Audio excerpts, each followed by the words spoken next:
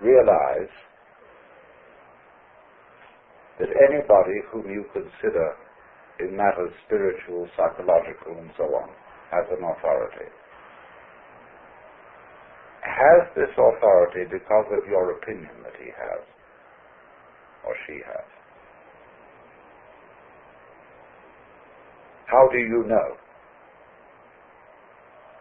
If you say, for example, like a Protestant fundamentalist, that you believe in the Bible, that the Bible is inspired, or you may say as a more liberal kind of Christian that Jesus Christ is the greatest being that ever lived on earth. How do you know? It's your opinion that that is so. Lots of people may have told you so, and you may be very impressed by those people, but you bought it.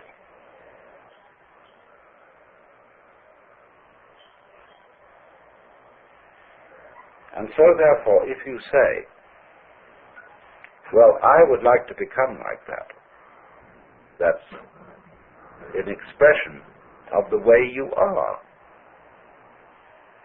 You couldn't feel, I would like to become like that, like the authority, like the Christ, except as an expression of the way you are now. And the way you are now is the quaking mess.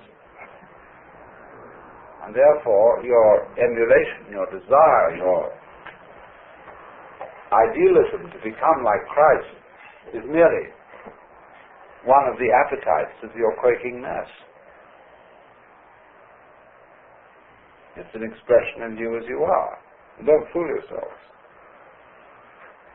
I'm not trying to put you down by talking about the quaking mess. The quaking mess may be in fact something very, very natural. The way we are, the state of affairs, and we shouldn't be ashamed of it. I'm not ashamed of it. I've told you I'm attractive.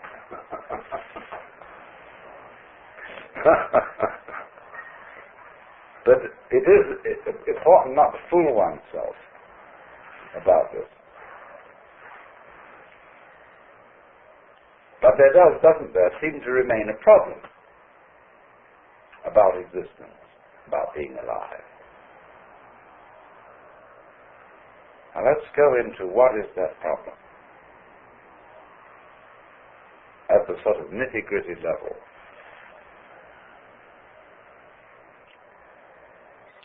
Very basic in our thinking is that we, as it say, one must live.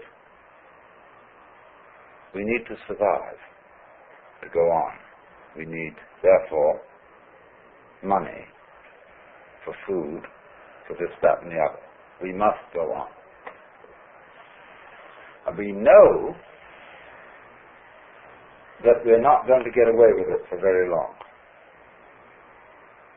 That after a certain number of years we're going to die. The thing is going to end. The thing that we call I is going to be as it is in sleep. Deep sleep with no dreams. But that between now and that happening, there may be the most ghastly pains. Not only perhaps the pains of physical disease, or being wounded, or hurt, but the pains of worrying about our failure of responsibility to people who depend on us. And we suffer other people's suffering simply because we're sensitive and have imagination and participate in their sufferings, and our adrenaline and our chemicals respond simply by imagination to the sufferings of other people. And what about that?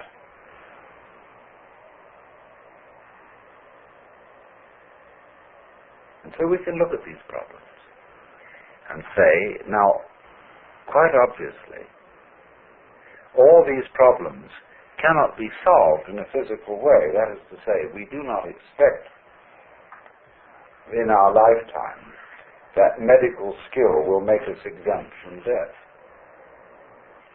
We do not seriously expect that human beings will all learn to be nice to each other and will refrain from war and horrors of that kind, racial prejudice and so on. We don't seriously expect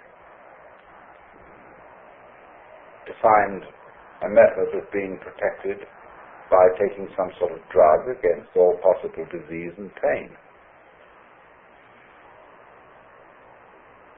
So therefore we say, now maybe there's another way round. Maybe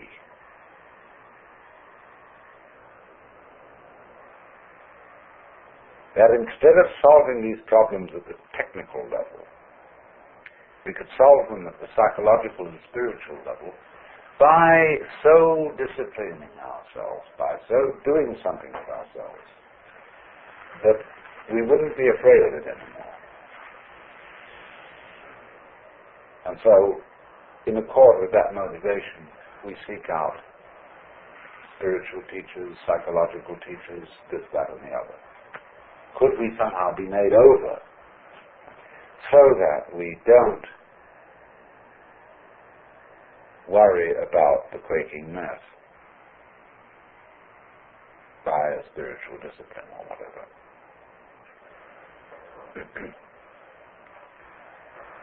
And you see, if you examine that this wanting to overcome the quaking mess and not have it anymore, that precisely is the quaking mess.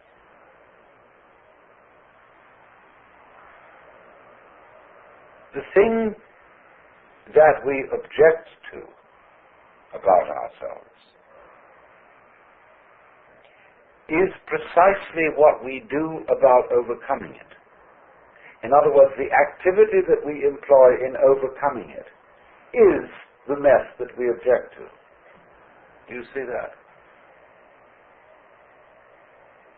And it's very important to realize that. And if you do realize it, you raise the question, then what can I do?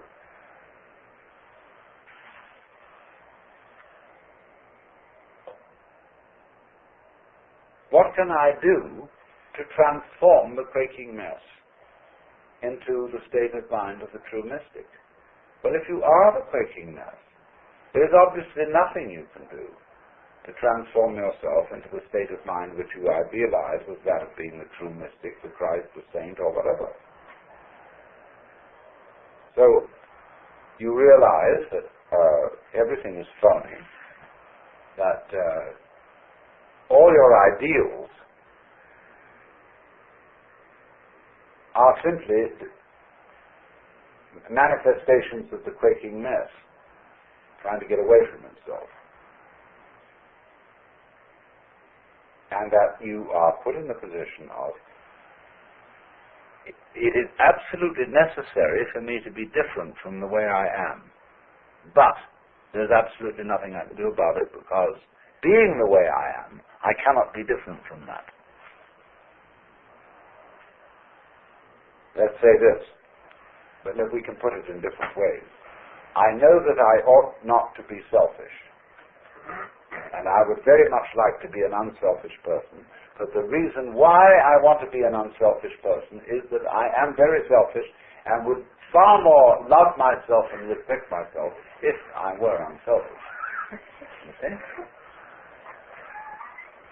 I know that I ought to love God. And whatever. And why do you want to love God? Well, because God is the biggest boss, and it's best to be on the side of the big battalion. That's really why I want to do it. In other words, because I'm looking for the safety of my own spiritual skin. So I think I ought to love God. All sophisticated saints have known this. St. Paul understood it, St. Augustine understood it, Martin Luther understood it. They didn't know what the hell to do about it. But there was nothing to do about it.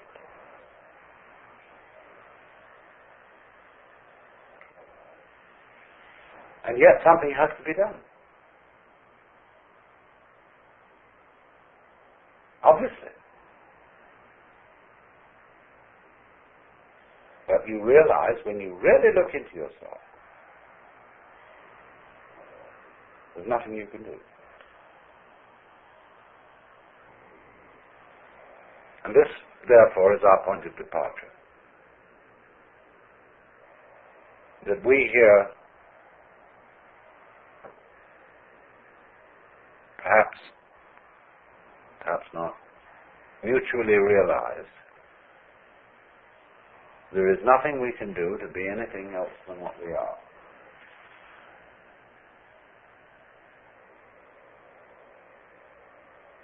To feel any other way than what we feel at this moment. And to be then this quaking mess which has the capacity for the horrors about what life can do to us. However, this isn't as much of a blind alley, a cul-de-sac, as it sounds. Because if you discover a blind alley, it tells you something. Watch the flow of water when it crosses over an area of land, and you will see that it puts out fingers, and some of them stop because they come into blind alleys. The water doesn't pursue that course. It simply rises, and then it finds a way it can go. But it never uses any effort. It only uses weight, gravity. It takes the line of least resistance and eventually finds a course. Now we will do the same thing. Only we're ashamed of it. But we're going to do it anyhow. We think that when we come to a dead end, a blind alley, oh, I failed. Supposing the water, at each place where a finger of water stretches out over dry ground and doesn't go any further because the land is too high, the water would say to itself, I failed. We would say it was neurotic water. Just wait, and it will find a way. Now, when you find, you see, that there's this predicament that I've been describing to you, that there's no way of transforming yourself to become this fearless, joyous, divine being as distinct from the quaking mess. When you say no way, this is not a gloomy announcement.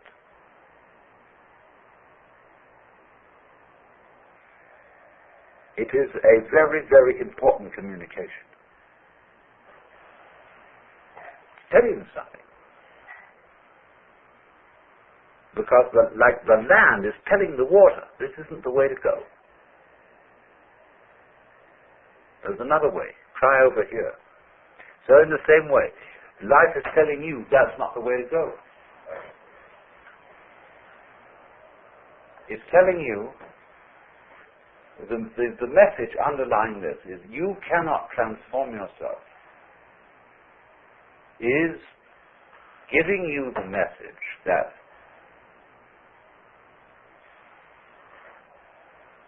the you that you imagine to be capable of transforming yourself doesn't exist.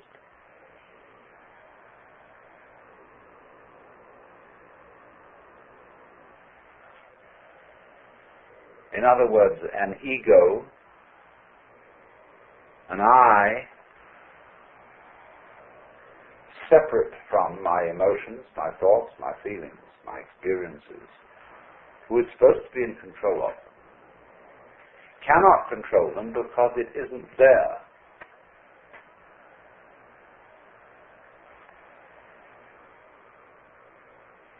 And as soon as you understand that, things will be vastly improved. Now we can go into this. What do you mean by the word I?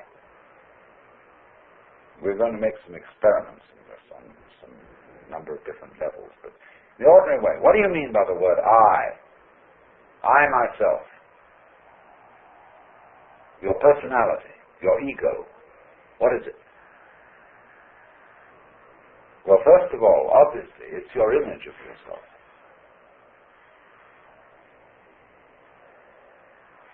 It's composed of what people have told you about yourself, who you are, how they've reacted to you, and given you an impression that that's the sort of person you are. It's all your education goes into this, the style of life you put on, and so forth. But it's an image, it's an idea, it's your thought about yourself, and I suppose yourself is in fact not this, but is, to begin with, your total physical organism, your psychological organism.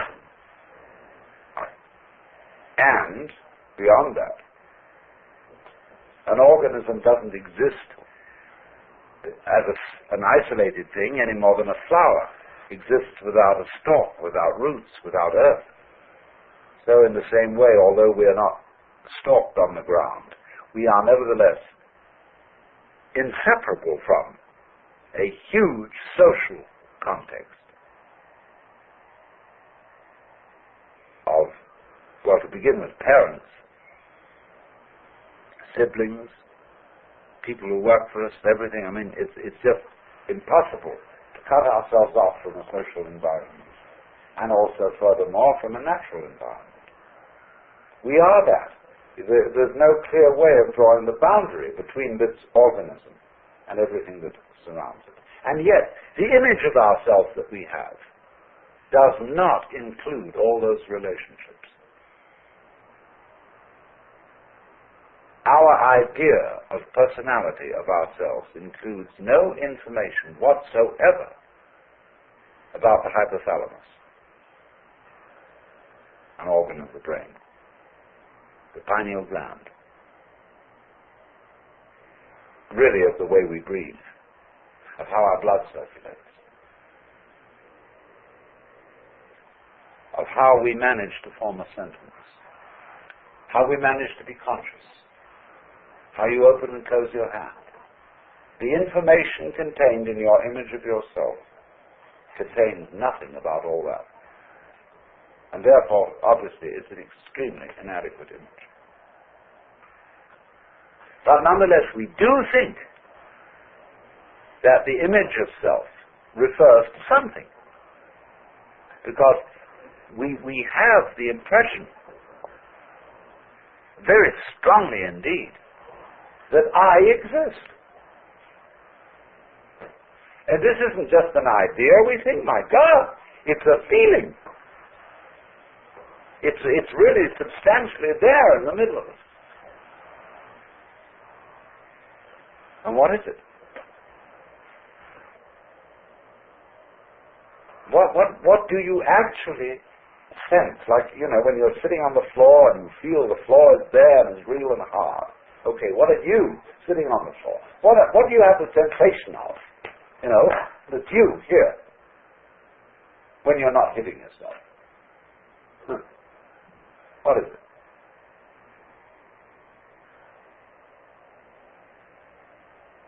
Well, in what part of your body do you feel yourself, the real I, existing? We can explore this very deeply, but I'm going to give you a preliminary and superficial answer. The sensation which corresponds to the image of ourselves is a chronic muscular tension.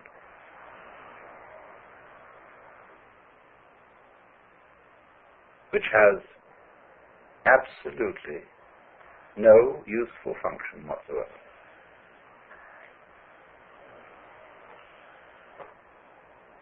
It is when you try, say, to concentrate. What do when you try to pay attention?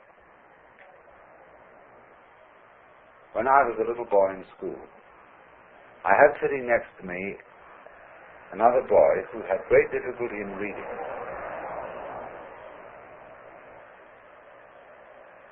And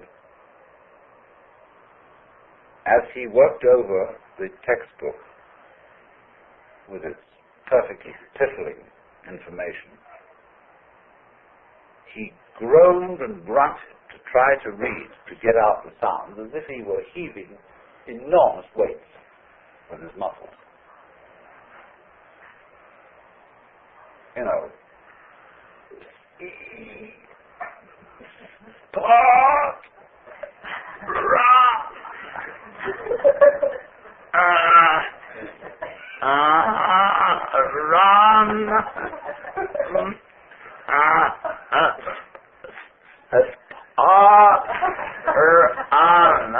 You know? It was enormous weights he was heaving. And, you know, the teacher was vaguely impressed, but he was trying.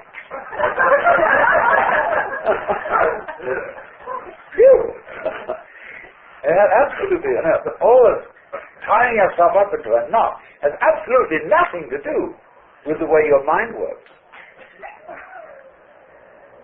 Because look, if you try to see hard, you know, look very intensely, and you make tight muscles around here, and maybe you clench your jaws a bit, if anything, that will make your vision more fuzzy. Because if you want to see something clearly, you must not make an effort. You must simply trust your eyes and your nervous system to do their thing. So you just look like that. I was writing the other night and I completely forgot somebody's name. But I knew that eventually my memory would produce it. And I just sat for a while and said to my memory, "You know very well who this person is. Please give me the answer." And said, boing, there it was.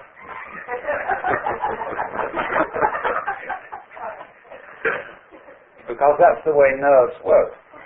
They don't work by forcing.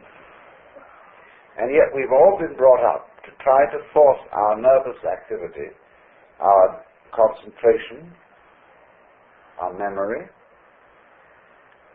our comprehension, and indeed our very love.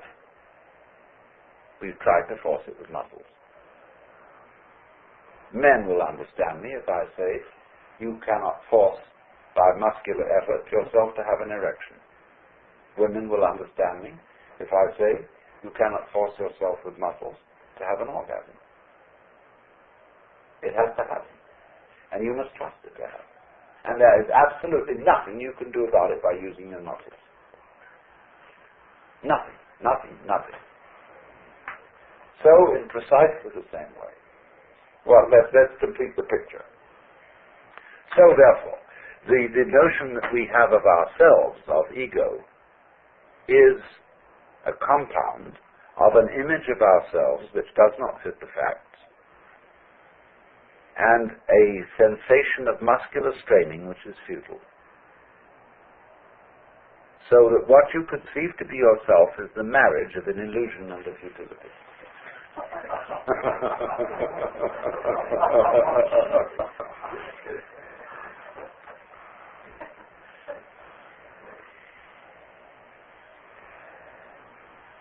So, well, what are we? If that isn't the case. Well, obviously, if you want to take a scientific point of view, by that mythology, then your organism, about which we know very little. And the organism, as we've seen, is inseparable from its environment. And so you are the organism environment. In other words, you are no less than the universe. Each one of you is the universe expressed in the place which you feel is here and now. You're an aperture through which the universe is looking at itself, exploring itself. And we're going to go into that much more deeply.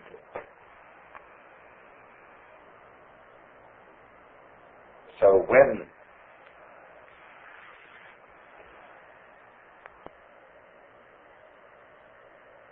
you feel that you are a lonely,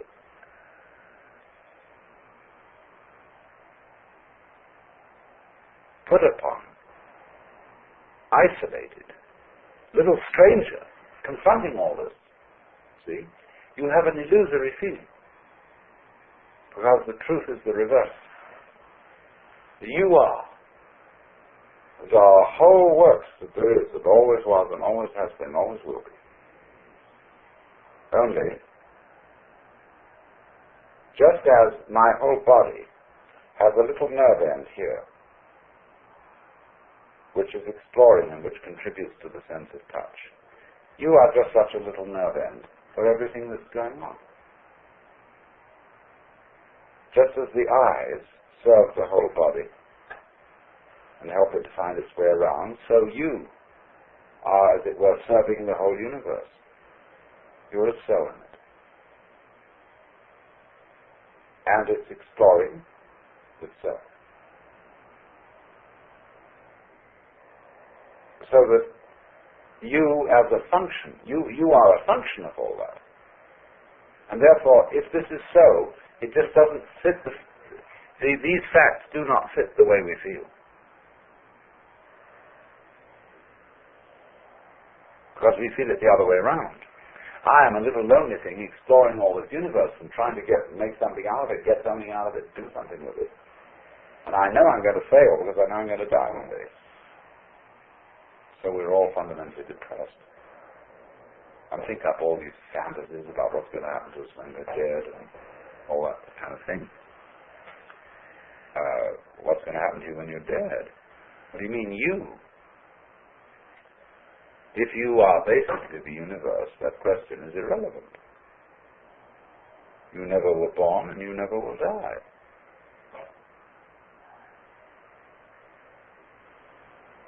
Because what there is you. And that should be absolutely obvious. But it is not obvious at all. That should be the simplest thing in the world.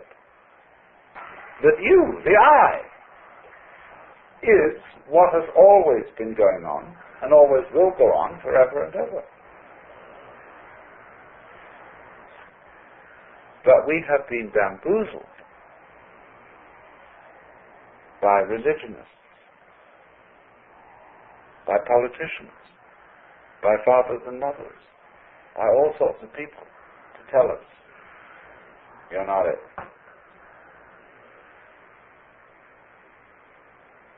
And we believe it. So, do you see now why, if I put it to you in this very negative way, you can't do anything to change yourselves, to become better, to become happier, to become more serene, to become mystics or anything. If I say you can't do a damn thing, can you understand this negative statement in a positive way? What I'm really saying is that you don't need to.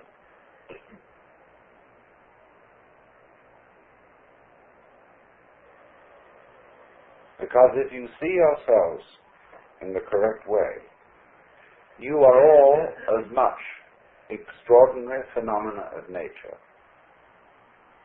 as, say, trees, clouds, the patterns in running water, the shape of fire, the arrangement of the stars, the form of a galaxy. You are all just like that.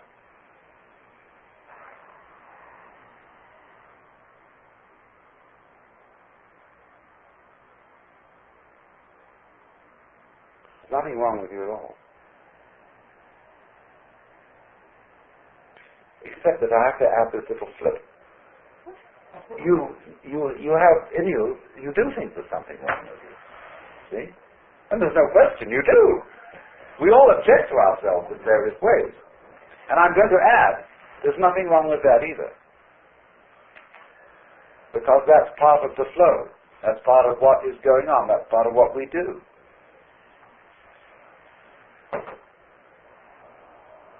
So I don't, you see, what I'm actually going to do is I'm going to deliver you from a sense of guilt. Because I'm going to teach you that you needn't feel guilty because you feel guilty.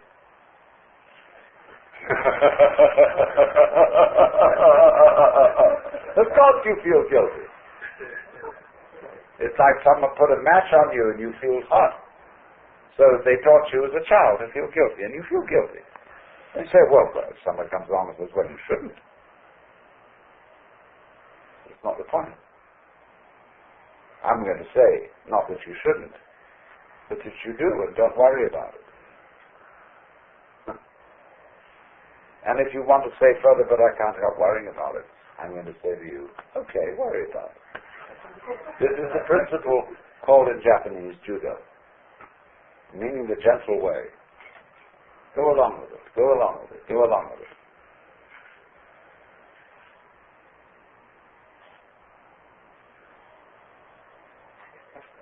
So therefore, this is the beginning of meditation. You don't know what you're supposed to do. What can you do? What if you don't know what you're supposed to do? You watch. You simply watch what's going on. Like, say, somebody plays music. You listen, and you just follow those sounds. And eventually, you understand the point of the music. The point cannot be explained in words, because music is not words. But after a while, in listening to any music, you will understand the point of it. And that point will be the music itself.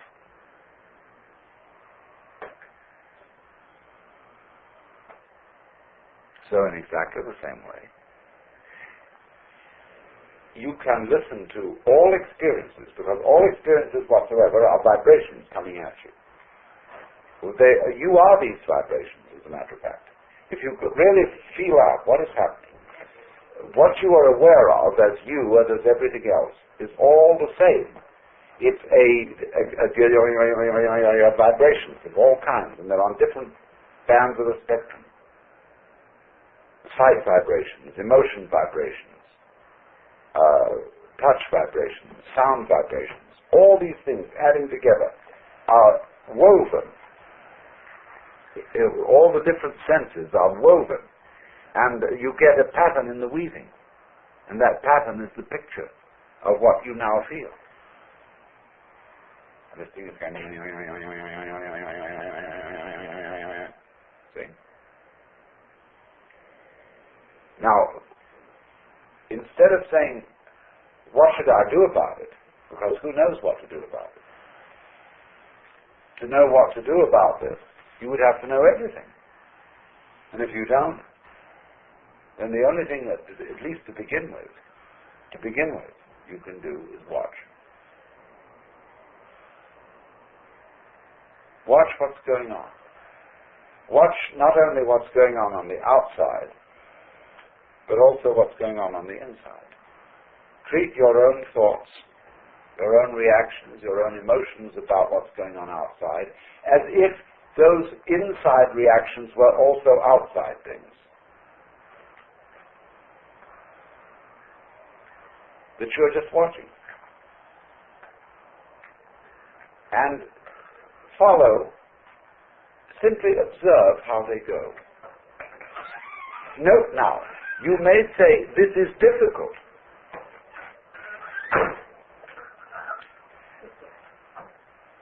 I am bored by watching what is going on. Let's say you sit quite still and you are simply observing what is happening. All the sounds outside, all the different shapes and lights in front of your eyes, all the feelings on your skin, inside your skin, belly rumbles, thoughts going on inside your head, chatter, chatter, chatter. I ought to be writing a letter to so-and-so. I should have done this, but all of the bilge going on. See, you just watch it. But then you say to yourself, but this is boring. Now, watch that too. What is it? What kind of a funny feeling is it that makes you say, but this is boring? Where is it? Where do you feel it? I should be doing something else instead. What's that feeling?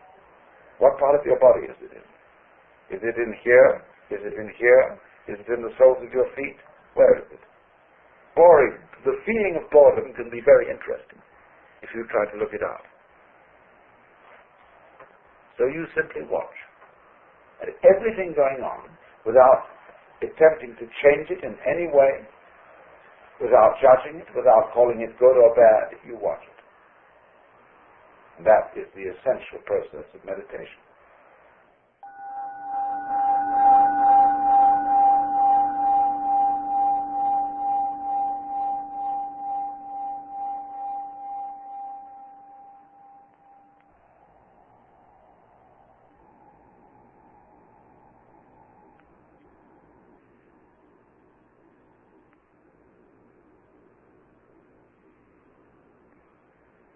We all know what reality is, but we can't describe it.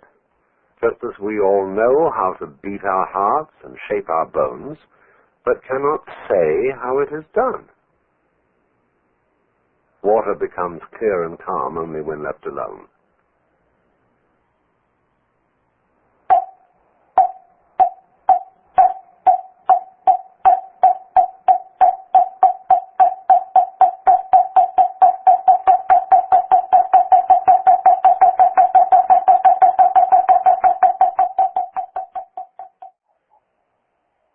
I was trying to explain this morning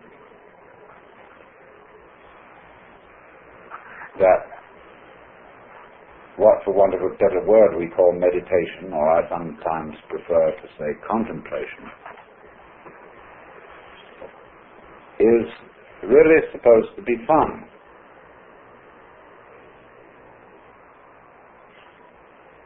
And I have some difficulty in conveying this idea because everybody takes everything to do with religion seriously.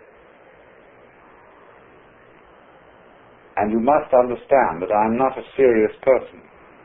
I may be sincere, but not serious. Because I don't think the universe is serious. And the trouble gets into the world very largely because the various beings take themselves seriously instead of playfully. And after all, you must become serious if you think that something is desperately important. You will only think that something is desperately important if you're afraid of losing it. And if you're afraid of losing it, it isn't really worth having. People who drag on living because they're afraid to die will teach their children to do the same. And they will teach their children to live that way. And so it goes on and on. If you were God, would you be serious? Would you want people to treat you as if you were serious? Would you want to be prayed to? Think of all the maudlin things that people say in their prayers. Would you want to listen to that all the time? Would you encourage it? No. Not if you were God. So in the same way, meditation is different, you see, therefore, from the sort of things that people are supposed to take seriously.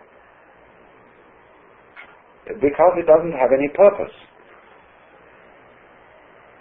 When you talk about practicing meditation, it's not like practicing rifle shooting or playing the piano, which one does in order to attain a certain perfection. You practice in order to make perfect. You practice the piano to go on stage and perform. But you don't practice meditation that way, because if you do, you're not meditating. The only way in which you can talk about the practice of meditation is to use the word practice in the same way as when somebody says that he practices medicine. It's his way of life. It's his vocation. He does it every day. Maybe he does it the same way every day. Maybe if it's good, that's fine. Because in meditation, you see, there's no idea of time. In practicing learning things, time is of the essence. Let's do it as fast as possible. Let's find a faster way of learning how to do this. In meditation, a faster way of learning is of no importance whatsoever. Because its focus is always on the present. And there may occur growth in it. But it's the same way that a plant grows. Once upon a time in China, there was a farming family, and they were having dinner. And the oldest son came in late. And they said, "Why are you late for dinner?" He said, "I've been helping the wheat to grow." Oh. So they came out next morning, and all the wheat was dead. Well, what happened was that he had gone and pulled each stalk up a little, to help it grow. So growth always occurs in a being like a plant, which is perfect at every step. No progress is involved in the transformation of an acorn into an oak, because the acorn is a perfect acorn, and the sapling is a perfect sapling, and the big oak tree is a perfect oak, which again produces acorns.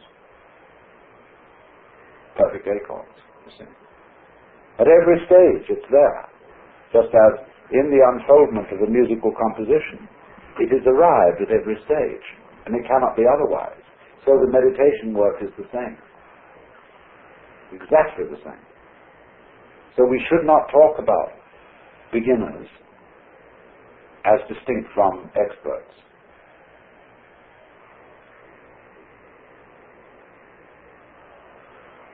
We should develop, if we could, a new vocabulary.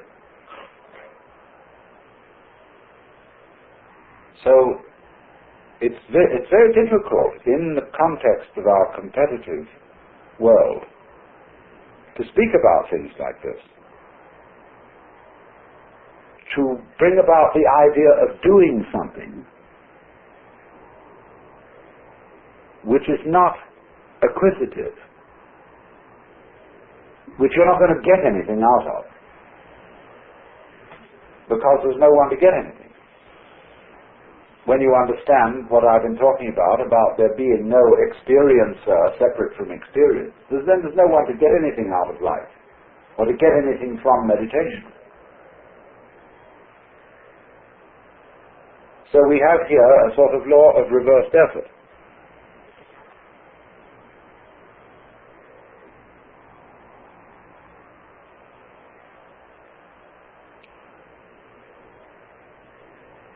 You must therefore understand that as a background to anything said about techniques. Because whenever we talk about techniques, we seem to be talking about the competitive thing, mastery, the idea of mastery of technique. But on the other hand, if you play a musical instrument, technique is very important in the making of a satisfactory sound. But if you force the learning of technique, or force the performance of it, everyone will hear it, and you will hear the forcing of it yourself, and it will be unmusical.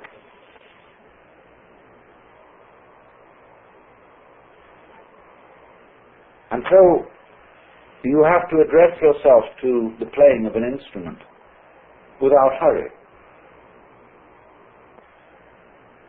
And never force anything. And you will find there is a point then where the instrument seems to play itself.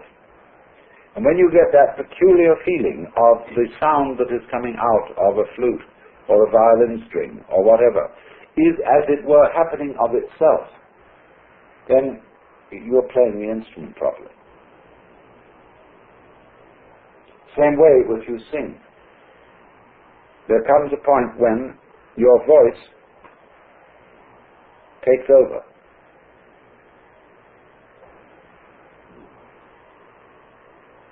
This is the difference between spiration and inspiration. You may say, as Christians do, that the act of worship is inspired by the Holy Spirit. That when monks are chanting, they are told that the Holy Spirit is chanting through them. They are flutes for the Holy Spirit. And this has a very precise and technical meaning, because there is a way of producing the breath and of producing sound where it comes of itself and you don't do it. And we will call that way of producing sound Holy Spirit. But it's based on breath. I pointed out in the first session that breath is a curious operation because it can be experienced as both a voluntary doing and an involuntary happening. You can do a breathing exercise and feel that I am breathing in just the same way as you can feel I am walking. But on the other hand, you breathe all the time when you're not thinking about it. And in that way, it's involuntary. You must breathe. And so it is the faculty attending to which we can realize the unity of the voluntary and involuntary systems.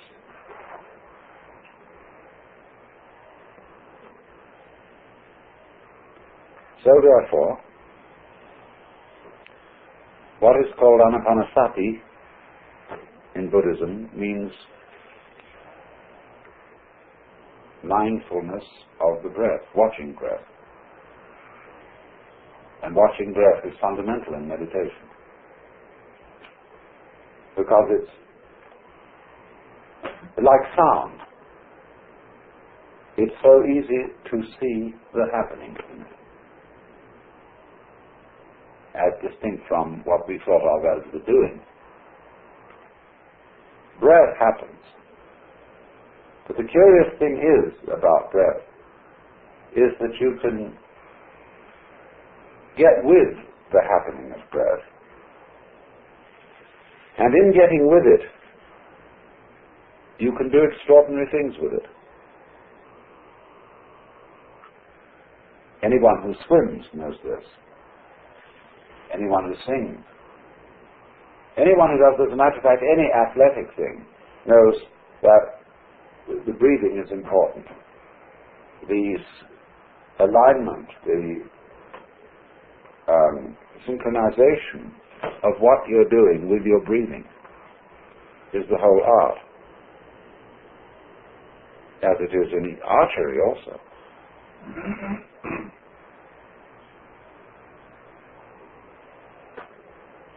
But powerful breath is not worked by muscle power. It is worked by gravity, by weight. And what I would like you to do is, if you will sit upright, and the reason for this is very simple, that the part of your body in which the breathing is occurring is unencumbered. And also, sitting upright on the floor, you are slightly uncomfortable, so that you won't go to sleep. And in any peaceful and quiet state of mind, it's very easy to go to sleep. And now, in this way, in this position, you simply become aware of your breathing without trying to do anything about it at all. You let it happen and watch it.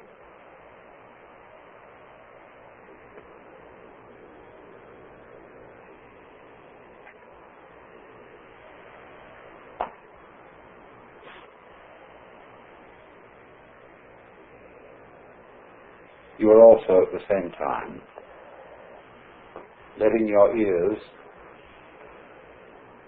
hear whatever they want to hear. In other words, you let them hear just as you're letting your lungs breathe.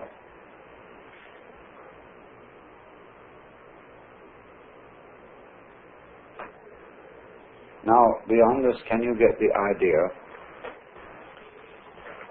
of breathing out heavily? Letting the breath fall outwards without pushing it.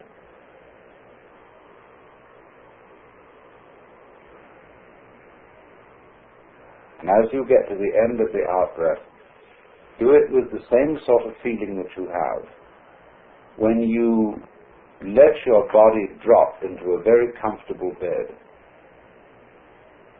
You drop out. Let go. Fall. Let weight do it. And then after a while, the breath will return. Don't pull. Let it fall back in.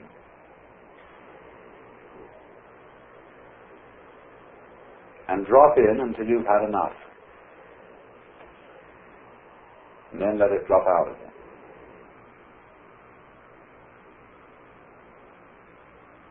It's a good idea in this to breathe in through the nostrils and out through the lips, allowing there to be a slight sensation of moving air on your lips so that you know you're breathing and that you're not just straining your muscles. But never force anything. Just have the feeling of it going that way by virtue of weight. And then, as you let the breath fall outwards, you simply float a sound on it. Think of a sound that pleases you, a note that seems agreeable to your voice.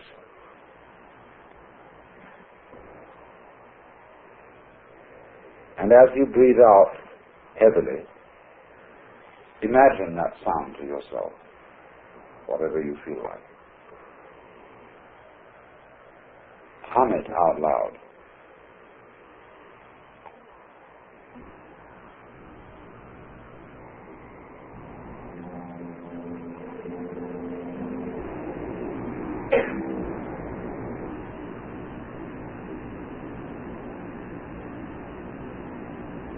And keep it going.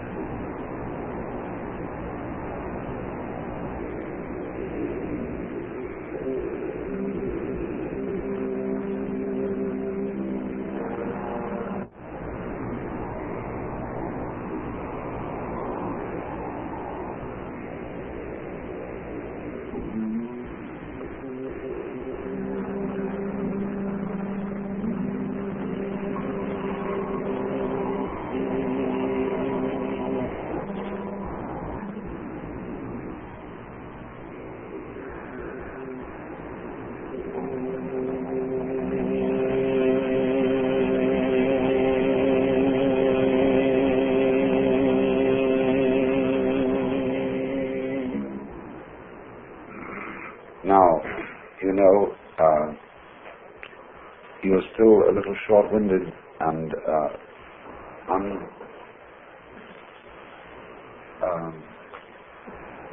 easy about a thing like this.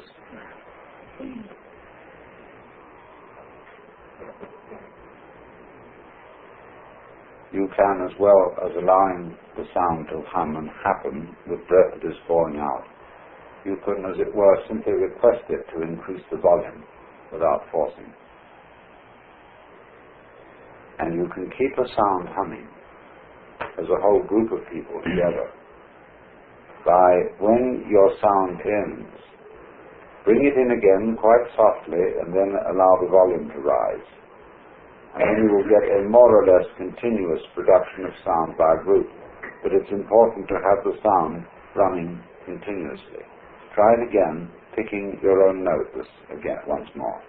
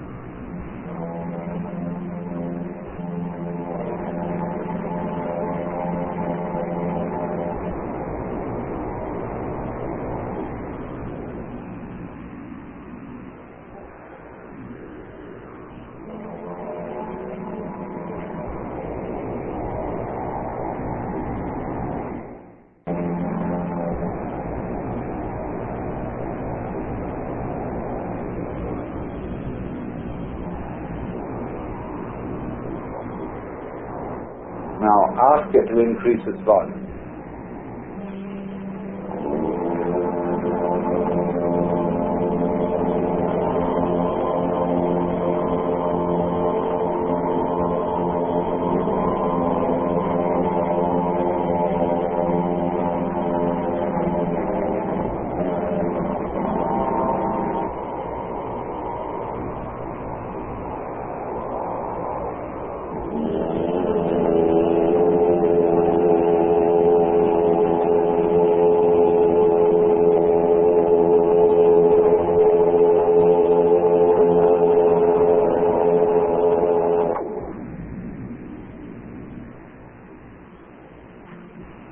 Listen a moment.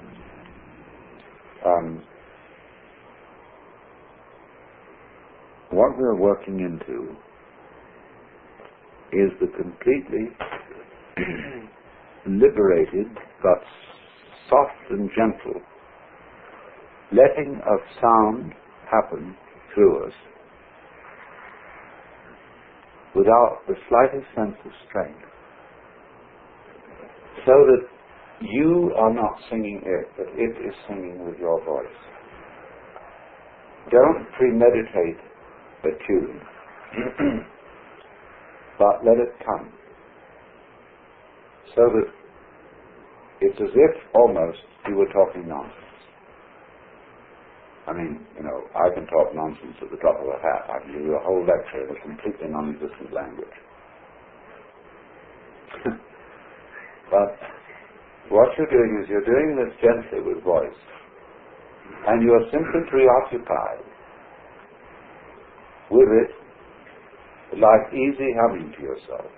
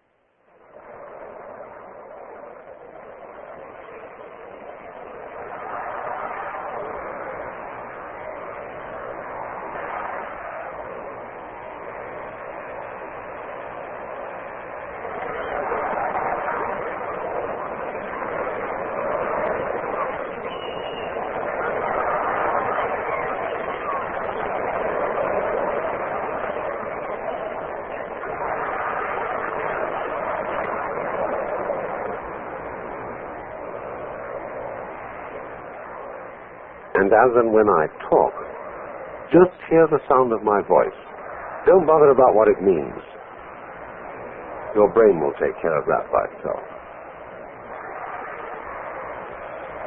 Just let your eardrums respond as they will to all vibrations now in the air.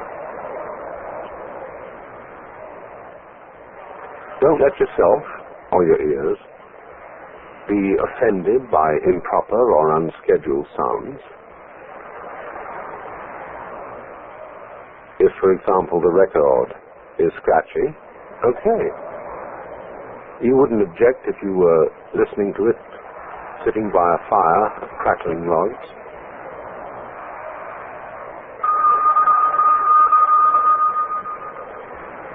Let 'em ring. It's just a noise.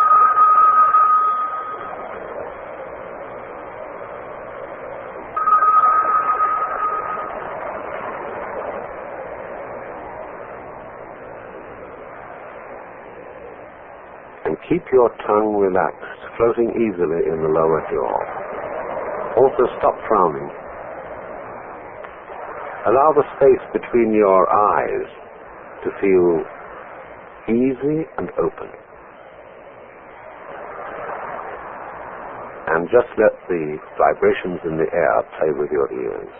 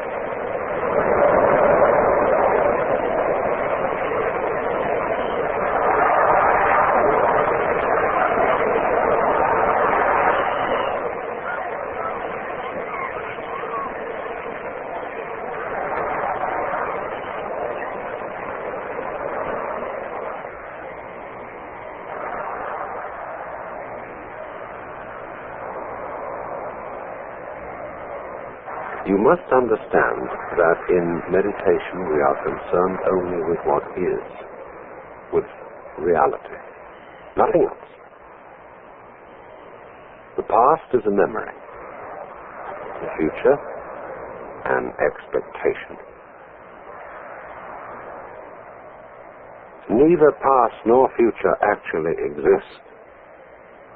There is simply eternal now. So don't seek or expect a result from what you're doing. That wouldn't be true meditation. There's no hurry. Just now you're not going anywhere. Simply be here. Live in the world of sound. Let it play. That's all.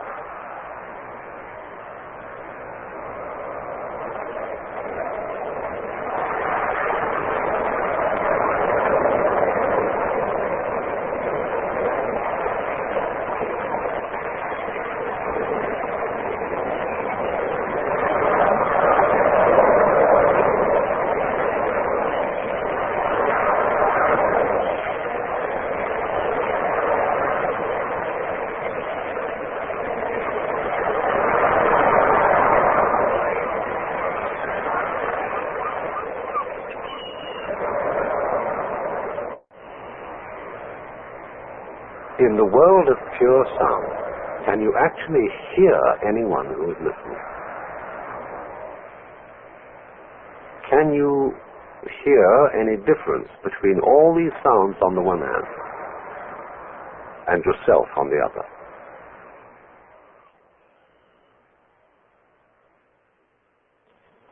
Now, when you were thus absorbed in sound, where were you? This would be called a state of consciousness, where we have a primitive form of samadhi. That is to say, we are happily absorbed in what we are doing, and we have forgotten about ourselves. You can't very well do that and worry.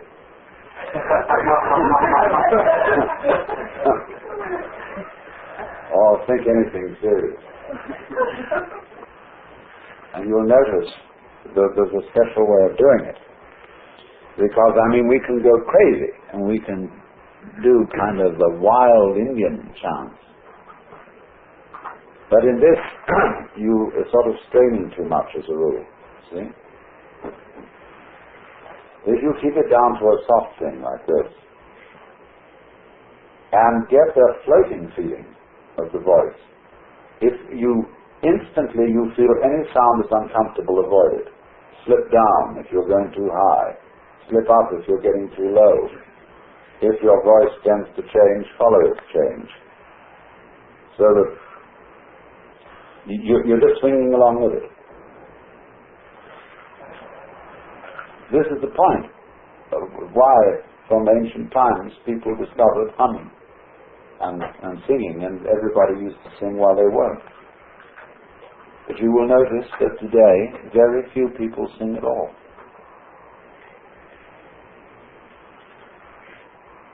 You have to make a thing of it.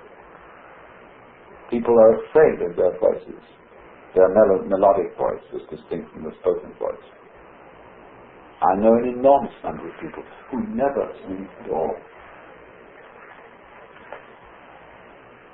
Why is it that when the scriptures, the Upanishads, the sutras, are read, they are invariably chanted? Because an extra dimension is added to the voice as soon as you bring a note into it. That's the divine element, you see, the note sound, the singing sound, symbolically speaking. So, this is a form of what I would call free mantra chanting, like we did it then, which isn't used much.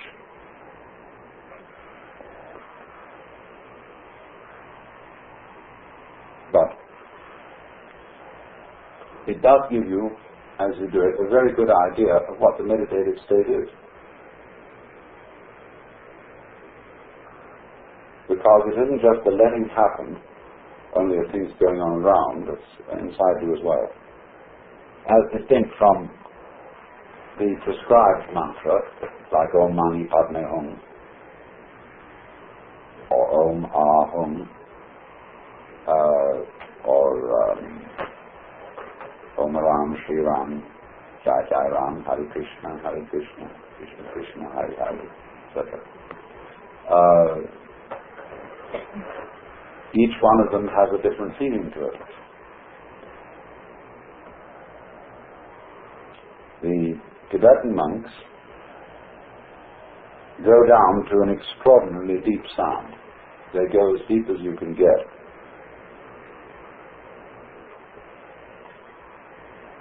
There is a reason for this. It's very difficult to explain, because you have to do it. But when you go down into sound as deeply as you can get, you're going to an extreme of the vibration. And everybody feels naturally that what is deep is sort of the underpinnings, the foundation. And when they go into that deep sound, they are literally exploring the depths of sound. As we say, go into it deeply. But you can very readily see once you get into that. that you're in another state of consciousness altogether. You're not anymore in fidgety chattering to your skull every day consciousness. What I call normal restlessness.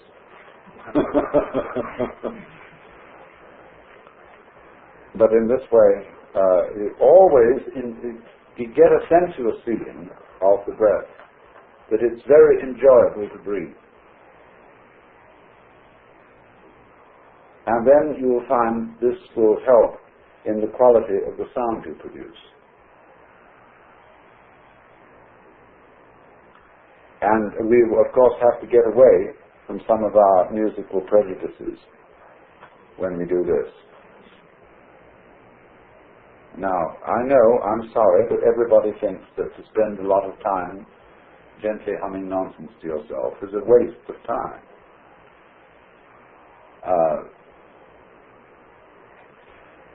What are you going to do with the time that you save? You know?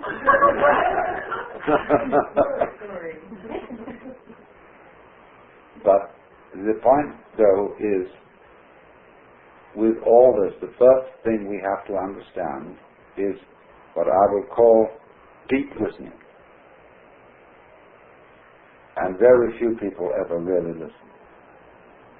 Because instead of receiving the sound, they make comments on it all the time. They're thinking about it. And so the sound is never fully heard. You just have to let it take over. Let it take you over completely. Then you get the samadhi state of becoming it.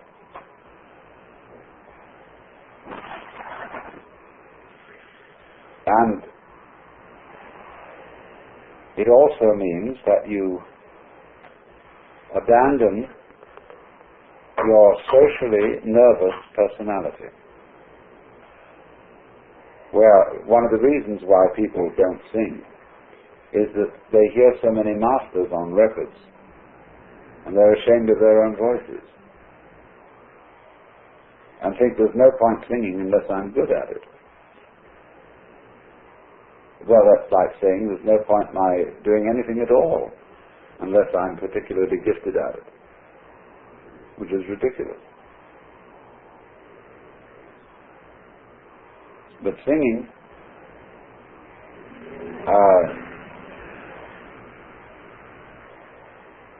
is of course very good for you, but we won't mention that, because it brings in too much purposiveness into it.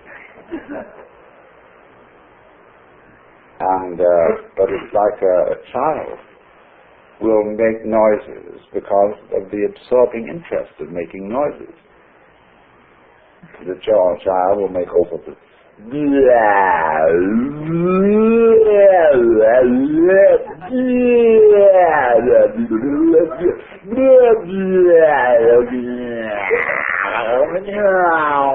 see?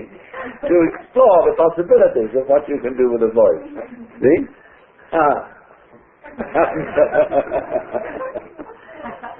Here, see adults going around there. Don't be shy. Only hour and more. Let's go.